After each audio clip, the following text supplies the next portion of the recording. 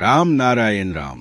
भारत एक ऐसो आध्यात्मिक शक्ति है जिको वो हर किसी ने अपने संग जोड़ सके, पन इसके लिए जरूरत है खुद ने पहचानन की, अपनी अंतरात्मा री आवाज सुनन की। हम सभी 5 तत्वों से बने हैं। हम सभी के पास एक समान दिल और दिमाग है, पर यो हम पर निर्भर करता है कि हम अपने दिल दिमाग में सकारात्मकता रखे या नकारात्मकता। हम एक दूसरे रो भलो करन री नियत रखे या बुरो करन री। जब इंसान कोई लालच में आ जावे तो वो ये नहीं देखतो कि सामने वाले ने वो कितनी पीड़ा पे जावे। ऐसी मानसिकता से हमें बचना चाहिए और प्रकृति की तरह सबने समान रूप में समझना चाहिए। जो प्रकृति कभी किसी से भेदभाव नहीं करे, वैसे ही नीति हमें भी अपनावनी चाहिए। हमें हमारी प्रकृति से इतना सब कुछ मिलो है जो जीवन ने संपूर्ण बनाने के लिए काफी है। हर व्यक्ति के अंदर विवेक और चेतना बसो है। अपने मन में बस्यो विवेक और चेतना ने सुनेंगे तो आपको सही ज्ञान की अनुभूति होवेगी। जब सही ज्ञान आपको मिलेगो तो सफलता रो सही मार्ग आपके सामने नजर आवन लाग जावेगो। फिर इस मार्ग पर चल के आपको वो सब कुछ प्राप्त होवेगो जिको आप कल्पना कर रहे हो।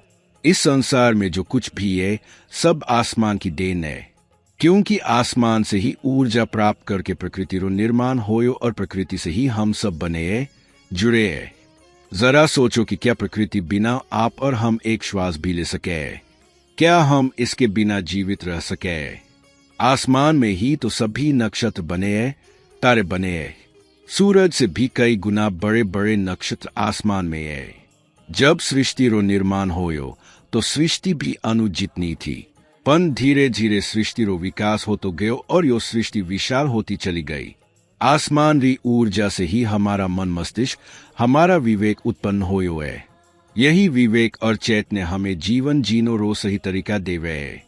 हमारा यो विवेक हमें समय समय पर सचेत करतो है। यदि हम कोई गलत कार्य कर रिया होवे तो हमारा मन और विवेक हमें न केवल सही और गलत में अंतर बतावे, बल्कि हमारा संपूर्ण विकास करने में भी सहायक सिद्ध होवे। यो तो आप सब अब तक समझी चुका होवे कि प्रकृति सदा एक क्रमबद्ध तरीके से चलती है। यही सिस्टम एक दूसरे ने एक साथ बांध रखे हुए। अंतरिक्ष में जितने भी ग्रह नक्षत्र है वो सभी एक दूसरे के संग एक बैलेंस बना के चले। कभी किसी का किसी से कोई टकराव नहीं हो तो, क्योंकि ये सब एक नियम से चल रहा है। आसमान में कभी किसी का किसी से भेदभाव नहीं रहतो, द्वेष की भावना नहीं रहतो। फिर क्यों धरती पर आपस में सब में बैर रहतो है, द्वेष और ईर्ष्या रहतो है? क्यों इंसान यहाँ आपस में भेदभाव करतो है, कभी धर्म के नाम पे तो कभी जाति के नाम पे? हम क्यों आसमान या प्रकृति से ये सीख नहीं लेते कि कैसे नियम से जीनो है, सलीके से जीनो है? जीवन यापन एक क्रमबद्ध तरीके से करना है।